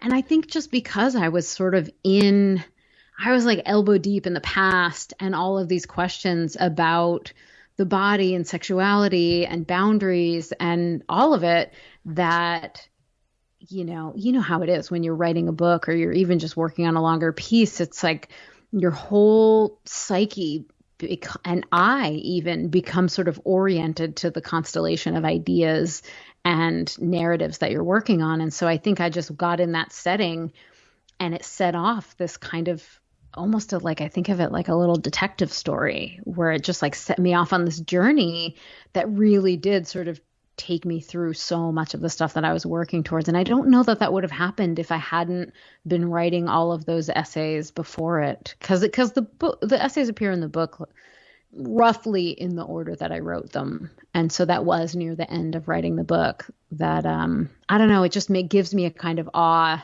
and trust in my own psyche, right? That it will lead me artistically to the things that make sense in the order that makes the most sense. It will lead you to the cuddle party. Never in my life did I think that. Let me just tell you, while I was writing that essay, I went to hang out with some friends in San Francisco, of course, and we had a little dinner party, and there were some folks who are like really active in like sex parties in the kink community and polyamory and like super, sex positive, sort of open-minded folks. And I was like, have y'all ever been to a cuddle party? And these people were like, oh, so it really is sort of like, it's only for those who need it, right? Okay. And I don't think anyone else is interested. Okay, so, but like for those who are listening to us who might be like, what the fuck is a cuddle party? Like, let's break it down just so we get a clear picture of what the basics are. Like, why don't you take the reins here? A cuddle party is basically like a cuddle orgy. But the way that it's set up, and this is really sort of baked into the foundation of it, is that there's a huge emphasis on enthusiastic consent. And there's basically like this orientation sort of workshop part of it that happens for about 40 minutes before the cuddle party even begins. And that workshop is basically what I think should be in sex ed for kids. I was just thinking that. It just flowered in my mind. I was like, oh my God, that they should do cuddle parties with those parameters in junior high. Kids would be so embarrassed, but it would teach them. Exactly. I was like, instead of having to undo and recondition myself, what if I had just been conditioned to have these kinds of boundaries? And so among the 15 rules of the cuddle party are, if you're a yes, say yes. If you're a no, say no. If you're maybe, say no, which is like really something I wish I was taught as a kid. Like, if you're not sure, go with no. Right. 'Cause saying no is probably not going to cause long lasting harm. And then if, every progressive form of touch, you again need verbal consent, right? So like, we're hugging and you want to then rub my back, you have to ask again, and I have to verbally say yes before you can do that. And the response when people say no to something is you're supposed to say, thank you for taking care of yourself. And this is like the most important part to me, and the most radical part, and the part that I think actually would help kids so much. And this is the part I think for boys and men is like that we're just not teaching them and they're not taught is to respect and honor other people setting boundaries and to not take that personally, And so you do these role plays where you say like, do you want to cuddle? No. Thank you for taking care of yourself, just with the person next to you. And then it's sort of like open cuddle for about an hour after that. And there's like snacks and you're not supposed to wear anything kind of sexy. Everyone's in sweats or pajamas. And I'm picturing like some stranger like spooning me from behind, but like also eating a baby carrot. That's like my version. The snacks stayed in the kitchen. Oh, good. But yeah, I definitely can sort of speak to the experience of being spooned by a stranger. And, of course, what happened to me was that I went there and ended up, even after the workshop, cuddling with people I didn't want to, which is what set me off on this whole sort of detective story of like, why the fuck did that happen? Yeah, why right? did I do that? Yeah. Well, that's fascinating. I mean, good for you for like, I think too, it like made me think like, God, you got to be more courageous in life. You only live once. Like, I don't know if I'm going to do a cuddle party, but it's like shit like that, especially as a writer, like going out and being experiential about it instead of just like standing at your treadmill desk and, like reading. No, it's funny because I'm more conservative now than I've ever been in terms of like what I'm up for and what I'm curious about. But there just always has been a very like, I'm interested in intense experiences. And luckily, I think I've exhausted my curiosity about like dangerous, intense experiences. But there really is like, it's even now, and this was just like in 2017 when I went to the first cuddle party, like a friend sent me the link and said, this seems like something you'd be interested in, haha, which was mostly a joke. And I had such an intense aversion to it that I was like, we should go. And that was my response where I'm like, wow, it's a real sort of anthropological, like, and part of it is a little bit of like writerliness where I'm just like, and not in the sense of like, oh, that would be an interesting essay as much as just, I don't know, this lifetime of reference that when I have most of my work has come out of me doing weird shit that seems partially unappealing, but like whatever that impulse is that draws me towards something that also feels abhorrent, I've just learned like that friction means that there's something there for me. There's like some sort of like intellectual, psychological, physical, some kind of work that's there for me. The same way that like, when you meet a person and you have an instinctive like either, oh, I like that person, I'm drawn to them, or an instinctive like, oh, I hate that person, like that. I know to track that back to myself. Like there's something in my history that's being agitated or chafed against by that has nothing to do actually with them, Right. Yeah, no, I kind of, I go back and forth sometimes with myself. If I have a person who I have like a strong aversion to, like sometimes there's like they've transgressed, at least from my perspective. And it's not like some big crazy fight or something. It's just more like, you know what? I don't want to have this person in my life. Yeah. I mean, some people just suck or they're, like some people are just bad. But I mean, even when it's like, I have a weird aversion to people who are like me. Like a lot of my closest friends, when I met them, I've been like, ugh. I feel like I have a thing about this person, kind of, and often it's just like I'm sort of repelled by my own qualities. And I also am sort of repelled by people who are entrenched in things that I have conscientiously outgrown. Right. So like I have this weird reaction because like I consider myself recovered from having eating disorders, but like a lot of women my age continue to have disordered eating. And I have a really strong response to it where I want to like make them eat or I want to like run away from them. And you would think I would be more sympathetic. And if I get to know them, I am. But there's like that first response is like, ugh, because I think I'm scared of it. Yeah, that's okay. Yeah. That's kind of what I was what I was trying to get at is like that when you have you have aversion to somebody, trying to like figure out if it's for like a genuine reason or if it's because they activate, like you say, something inside of you that you'd rather not look at. Maybe it's a little of both sometimes, but I can easily find myself just being like, yeah, fuck that person. I can't deal. Like, I don't wish them any harm, but like, I'm drawing a line. Like, I don't want this person in my life. And then thinking it over and being like, well, why? This person said this. There's always a story. Like, said this or did this, and it activated this.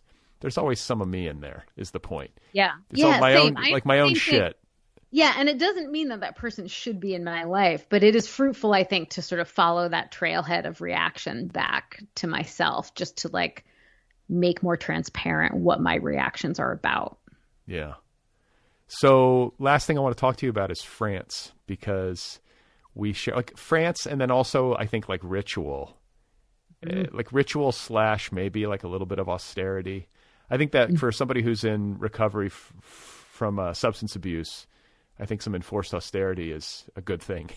So I don't mean austerity in the pejorative sense, like exclusively, but I think we are personality types who might take to that sort of thing maybe more than others. Like I share that with you, like the exercise, the rituals.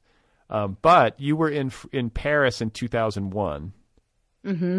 I was there in 2000. I lived there for 4 months in the year 2000. So I was there the year before you at same basic time. And then on a previous trip, like just post-collegiate sort of like backpacking trip around Europe, I met these girls when I was in Spain who were sisters. And I was 21, first time in Europe. My head was swimming. And one of the girls in particular, I was like, she's so cute. She's French and blah, blah, blah. And I was like, couldn't speak like very good French at all. But like was able to communicate enough with them where they were like, later on your trip, come stay with us. We live in France, in south of France, in Cassis. Oh. So I went and stayed with them. I actually went back in 2000 and stayed with them again. But I've spent a lot of time in Cassis, and I think I've done the same hike that you did up into the La Calanque, and beautiful, just beautiful. So like I read those essays with like a lot of affection and sort of like, that's great. Yeah. That's great. Yeah. If you've been to Cassis, like it's not a big place. So like everything I describe in there is super identified. I had a friend who had a whole semester long residency at the same place where I was. And I actually sent her the essay to be like, first of all, she's fluent in French. I was like, check my French. And then let me know if this all sounds accurate to you. And she had the same response where she's like, Cassie. Yeah. It's sort of like, it's sort of like a hidden gem. I feel like everybody knows like Cannes and everybody knows Nice. And, you have like sort of these. It's like where French people go to vacation. It's not, because it's also not super rich the way that like, what's it called? Like the way, because technically it's part of the French Riviera, but it's not like the places where there's like crazy yachts and hyper wealth happening. It's more like where like middle class French families go on vacation or whatever. But it's just like so unbelievable, like exquisitely beautiful. It's just like I can't even believe every time you walk out of your door what you're looking at. It's crazy. So I'll share a couple of funny, hopefully semi-fun, like funny memories. The first is that the girl that I had a crush on, like the language barrier was just too much. Like there was nothing happening. I don't have any game. I never did. I never will. But I remember like waking up and like being in their living room and like turning on CNN International because like it was the only English language channel. It kind of gave me like, because it's such a frustrating thing to be two-dimensional especially for somebody who's writerly. Like I could just be like, agony. It is good. I like it. I am happy. Like you're so reduced. And it's really true. So I'm sitting there, I'm like having like a bowl of cereal, I think I recall. Or no, I wasn't. I was sitting there with maybe like a coffee, and then the girl that I had a crush on walks in with like, without like a care in the world, like no self-consciousness at all, in her underwear, eating a bowl of cereal.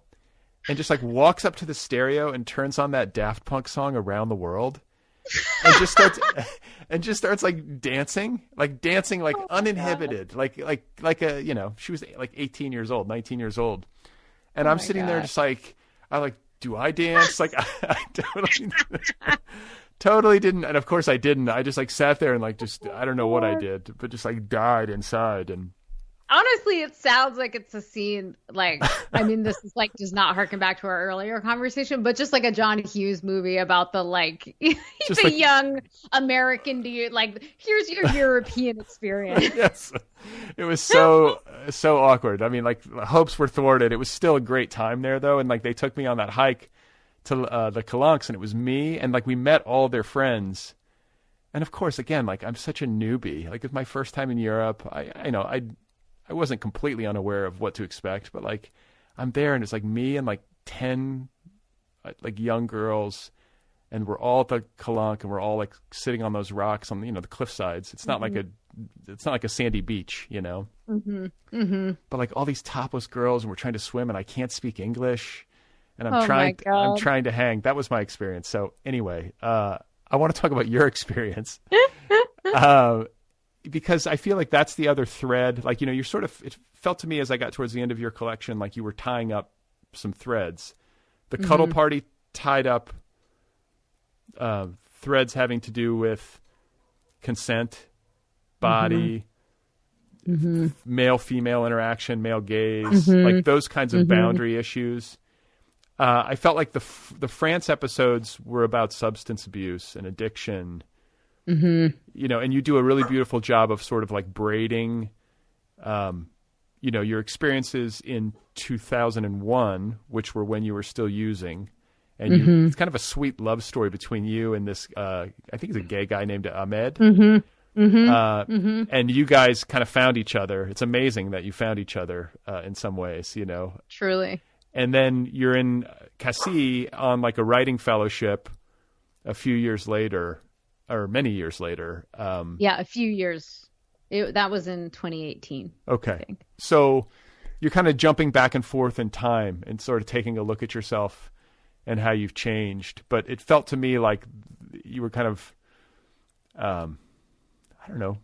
working towards some kind of resolution when it comes to substance abuse and addiction, and how that relates to how you relate to yourself, both like emotionally, spiritually, physically, like all of it. Yeah, that one felt very much, and again, like this was not an essay I planned on writing, but I was in the midst of writing all of this stuff.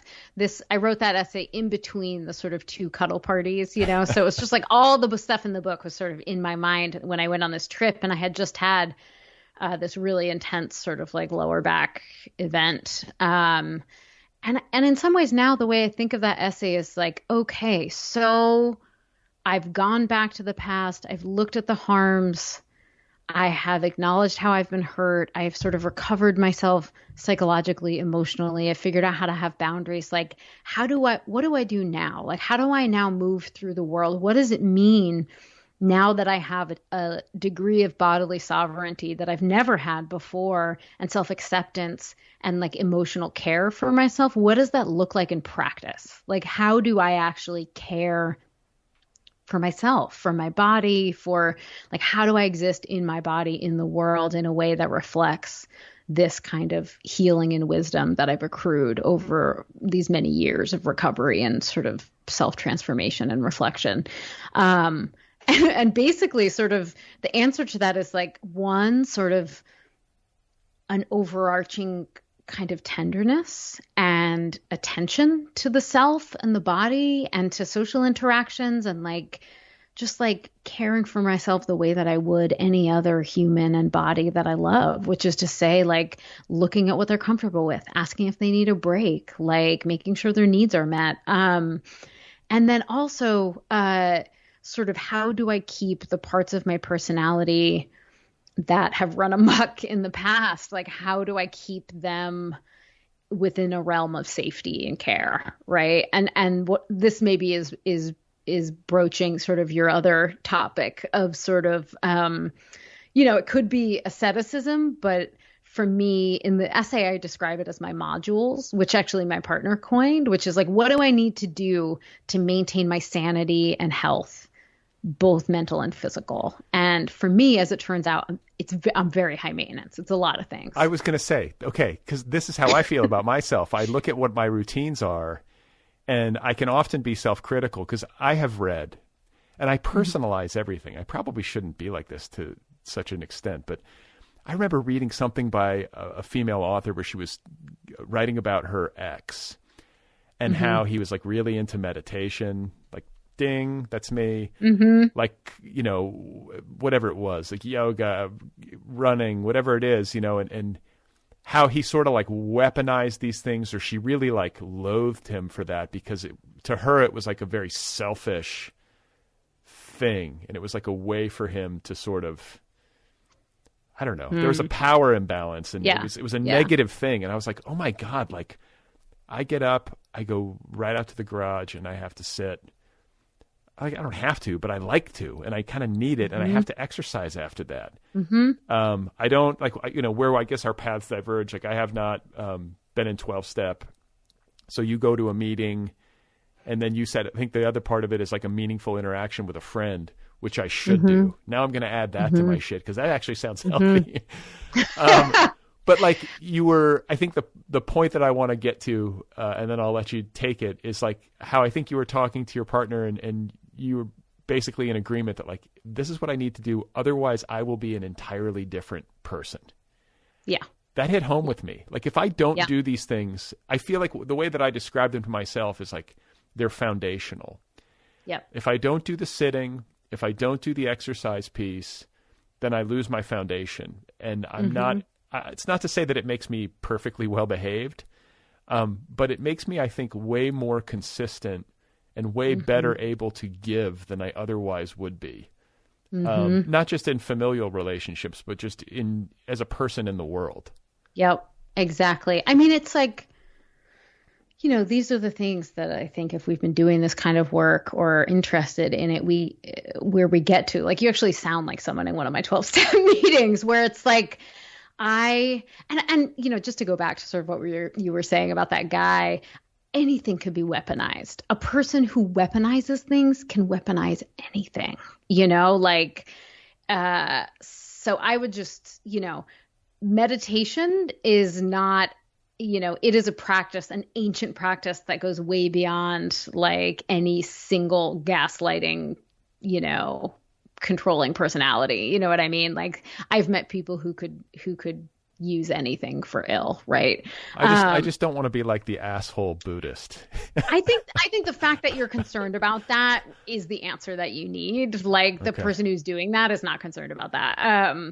And I feel about it very similarly, where like sometimes, I don't know, you know, okay, this is going to be a long route to talking about this, but my partner recently made a pie chart of everything that's important to her, like the major categories of how she wants to spend her life's time and what they break down to. And this is what her pie looks like. She's a very different personality type than me in most ways. 50% of the pie is like relationships, friends, family, primary partnership, just like social relationship interaction, right? 45% of it, no. Is that right? This is horrible. So embarrassing. Anyway, something like 40% of it is, 42% of it is making art.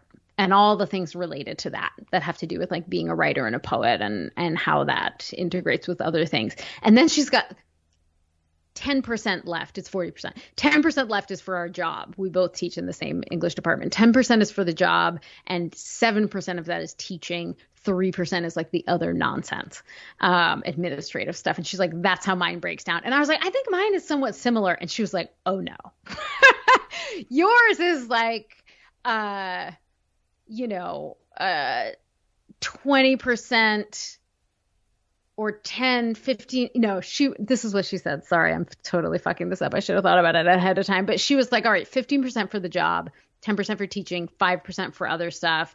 And she was like, the whole rest of the pie is your like self-care modules, and everything else that matters to you is actually distributed and entangled with all of those things. And I was like, whoa. And she was like, so making art, like you actually spend much more time writing than I do.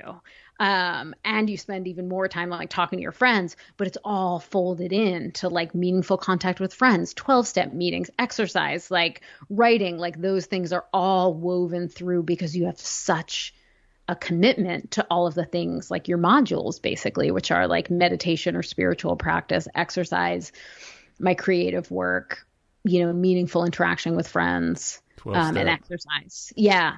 And so they're all woven in because if I don't do those things, I'm fucked. Like not only will I sort of relapse and just be a heroin addict again, probably, but like if I'm doing all of those things, or at least like, 3 of them in a day, I'm generally like, I wake up cheerful and I'm in a good mood almost all the time. I'm just like a nice person who's like really easy to deal with and very reliable, motivated. Like I'm like not depressed, or hyper self-centered. But as soon as I start sort of falling off on those things start to change. And she kind of didn't believe me when we first got together. And then she saw what happened. It's like, because occasionally, like this, it's like life gets crazy. Work gets really demanding, like health stuff happens and I can't do that stuff. And suddenly it's like when I'm in a bad mood, it's a little bit scary for her because it just doesn't happen very often, you know? Yeah. Yeah. Well, and you learn by, I think if you're anything like me, you learn by trial and error. Like, yeah, I didn't get as disciplined about all this stuff in one fell swoop. It was like, you try it, you fall off, and then you go, wait, like 2 weeks later, you're like, oh, I'm an asshole, or I feel like shit. Yep. Let me go back to trying that again. And then like eventually it's like, you just decide, okay, I'm just going to make this a permanent piece. Yeah. And it really is what you said, where it's like, I don't know. I do think it's a privileged way to live. Like I have the space that I can do that stuff. Not everybody can, but I do know for a fact that exactly to the extent that I am performing these maintenances regularly on myself, am I available to my students, to my partner, to society at large, to like a deeper, more socially conscious investigation of whatever I'm writing about, like I am no good for anything. I am not a useful member of society if I'm not doing that stuff. Okay. So all the different pieces that you describe, everything from meditation to running to 12-step to meaningful interaction with friends, I would even then creative. I would put like writing and reading. All of those things could feasibly to me come under the subheading of spiritual. I think that's like the binding thread through all of them. It's like a way of tending to your spirit. Yep. That's how I would conceive of it for myself anyway. Like all of that stuff is about trying to strengthen myself and like nourish myself or heal myself that way. Absolutely. So here's my question. What's up with people who don't need that shit? Like what? Why do we need so much? Like, is there something wrong with me? I honestly think that we all need it. I think we all need it, and some of us are more in touch with it than others. Like spiritual practices. Like we're talking about bodily activity, social activity, so-called spiritual activity. Like these categories are false. They're just for us to sort of understand. Humans love to categorize things, right? And I think our society is so compartmentalized that we have these things in different categories, but it's a holistic way of life that is like connected socially, that is connected physically, that is connected in terms of like what we call spirituality. I think those practices and those like needs go back as far as human memory is recorded. You know what I mean? Like these are the things that people need to do in a rough way to be happy and feel fulfilled. And we live in a fucked up society where that's not really possible for a lot of people. And I think as a result, we have a lot of agents in our society that just are for muffling those needs, right? So like the people who don't need it, like who are they and what are they doing? It's like, I think people who are sort of hyper fixated on money or watch a shitload of TV. It's like if you take those things away, the things that mute our inner voices, then those needs would rise up in their place. I really sort of believe that. And I do think there are people like we're artists. We're fucking sensitive. I'm an addict. Like, I'm definitely on the way higher needs end of the spectrum, but I do think everybody needs that kind of stuff. We really do. Yeah, I tend to agree. I think like I sometimes try to imagine the future, especially through, the lens of climate change, which I worry about maybe too much. I don't know if you can worry about it too much, but it's always on my mind. Like, what is the future going to look like for my offspring? And I think about all, you can point to any number of like societal ills. And I'm like, it feels like we need radical change in the way we conceive of ourselves as individuals, but also how we organize ourselves as a collective, Mm-hmm. And it's not easy. Like, you talk about the element of privilege when it comes to doing these things. You have to flag that. A lot of people don't have time for this shit. They're like, I don't even have 20 minutes to sit on a cushion, Right. Though I guess there's a counter argument that's like, well, you can meditate while you're walking. You can meditate while you're doing the dishes. There's always that. But it should be said, like, some people's lives are so heavily scheduled and they're just trying to survive that they can't do it. And even for people who are in privileged situations, the way that society is built, there's not a ton of obvious space for people to take care of their spirits. It's not designed for that. And I guess what I'm wondering, or like maybe the more idealistic part of me imagines a future where there's going to be pushback. I think eventually there are going to be communities that like more intentional communities that form where people can offer that, like not just to themselves and to one another within the community, but as a living example to everybody else to a degree that we don't currently see. I don't know if I'm describing this well, but like I think of like maybe Eastern cultures where you have, more spirit, like more overt spiritual community, lay people interaction. Do you know what I'm saying? Like, do you see the future I'm imagining? I do. And I hope you're right. Maybe I also think it's totally like, wrong. I also do think it's like, there's a factor that's particularly relevant in the United States, which is our relationship to capitalism and industry and sort of the workaholism that's everywhere here, where it's like people don't have time because we have this weird, what we worship as industry, and like, I remember when I found out that people in Europe, like the French, for instance, everybody gets a month off in the summer.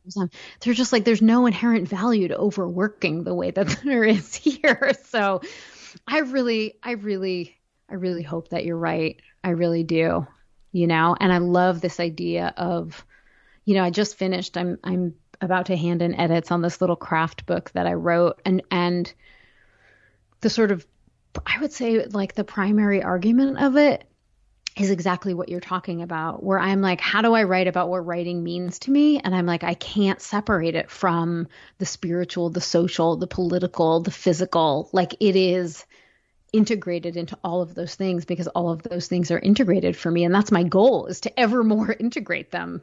Like, that is the kind of life that I find most satisfying. And it is it is totally contrary to so much of how human civilization now manifests itself, and I don't see myself living in a spiritual commune, but I do understand the appeal, I do hope that that's more of an option.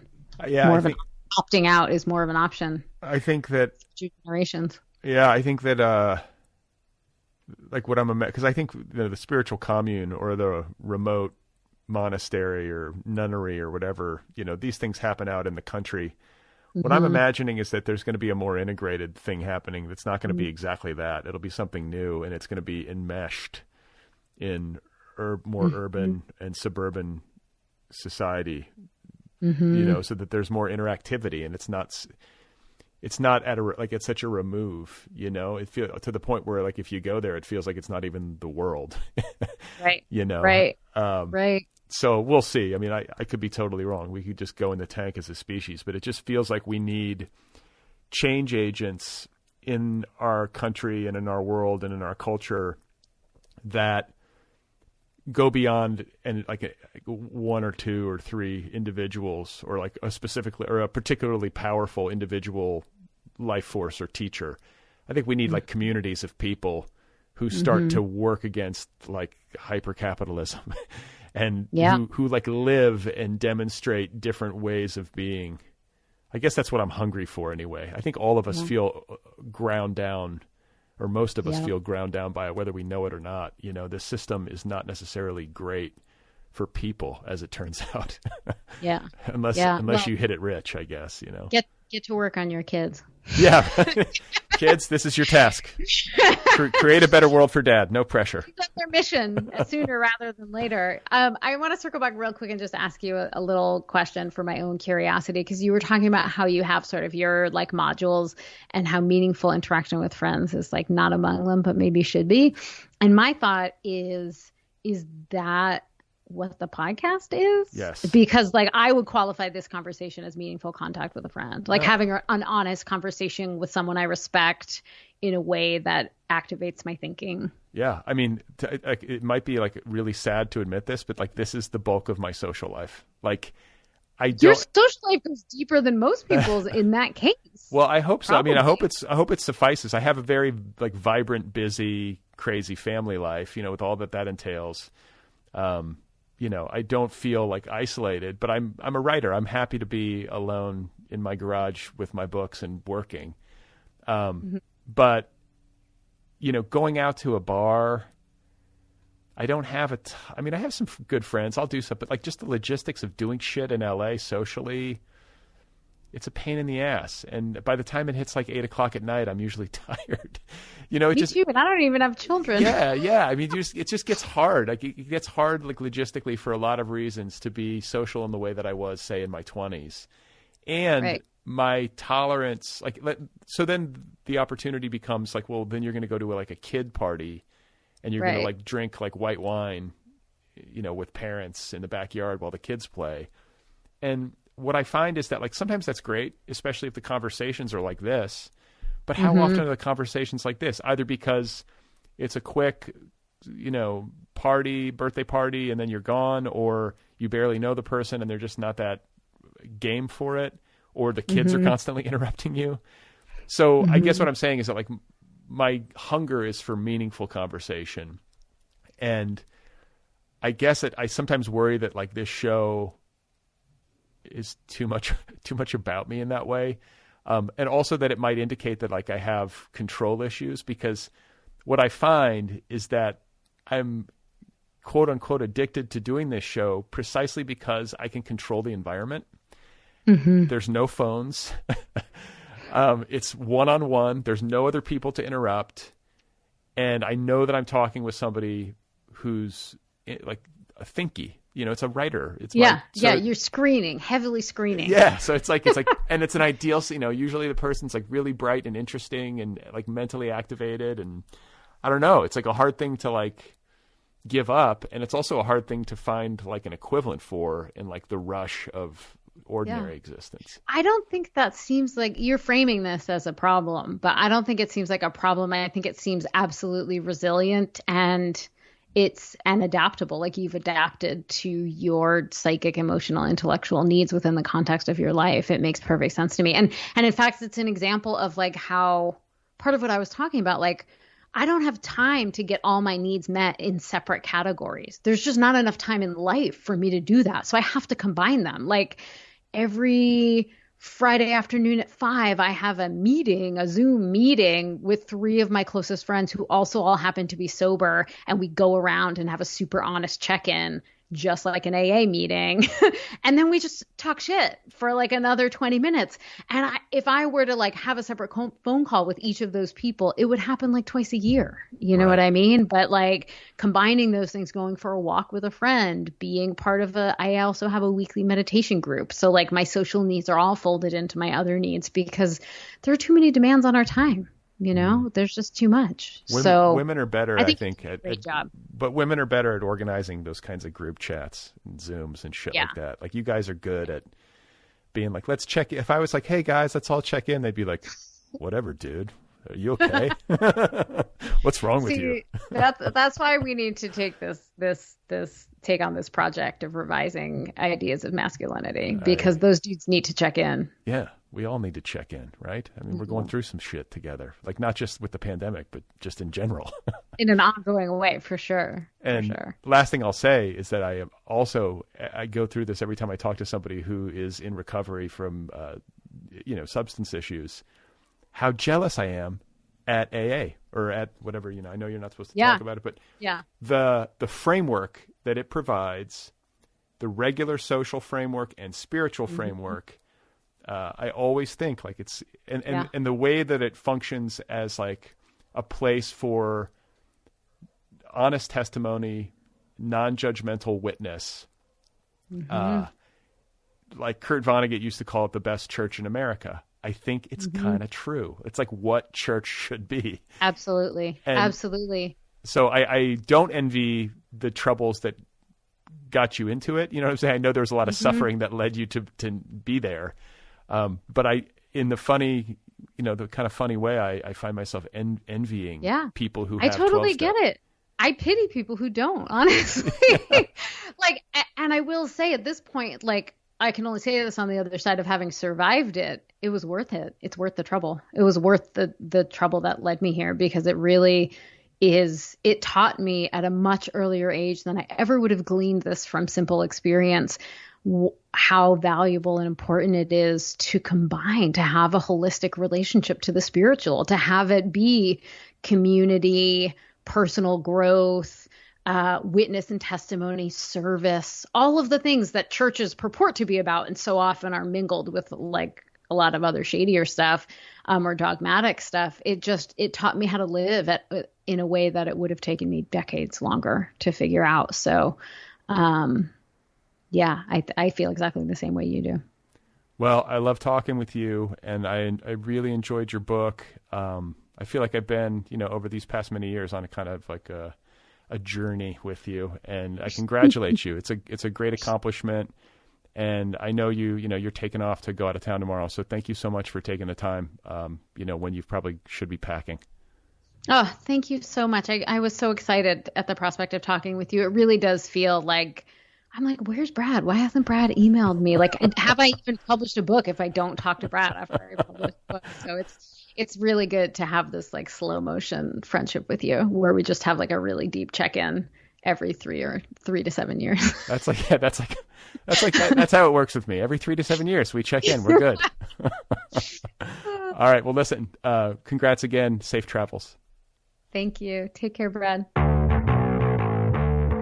Okay, folks, there you go. That is Melissa Febos, and her new essay collection is called Girlhood. It's out there now on Bloomsbury. It is a national bestseller. If you want to find Melissa online, her website address is melissafebos.com. She's also on social media. Track her down on Facebook, on Instagram, or on Twitter. Her Twitter handle is @melissafebos. Once again, the book is called Girlhood. National bestseller, essay collection. Go get it right now. Get yourself a copy. Read it. It's great. The Other People podcast is offered freely. The entire archive of this show is available for free. More than 700 episodes, all of it. 700 plus conversations with all kinds of different writers. Everybody from George Saunders to Cheryl Strayed, Roxane Gay, Susan Orlean, Hilton Als, Otessa Moshfegh, Jonathan Franzen, you name it, all of it is available for free. It's a listener-supported show. If you like the program and you get something from it and you have the means, support the show. Tip your server. You can do that at patreon.com/otherpplpod, patreon.com/otherpplpod. For as little as $1 a month, you can support this show. There are different tiers, different levels of support. As you go higher up, you can get things. You can get a t-shirt, a sticker, a book club subscription, a tote bag, a coffee mug. I'll write you a letter or a postcard. I'll wish you a happy birthday. All that stuff. Patreon.com/otherpplpod. The Other People podcast drops every Wednesday. Occasionally there's a Sunday episode, but new episodes go live every single Wednesday. You can listen in all the usual places: Spotify, Apple Podcasts, Stitcher, etc. If you have something you want to say to me, the email address for this program is letters@otherppl.com, letters@otherppl.com. This show also has its own official app, the Other People with Brad Listi app. It too is free. Go get the app wherever apps are available. Next week on the program, next Wednesday, my guest will be Barrett Swanson. He's got an excellent new essay collection out called Lost in Summerland. Stay tuned, ladies and gentlemen.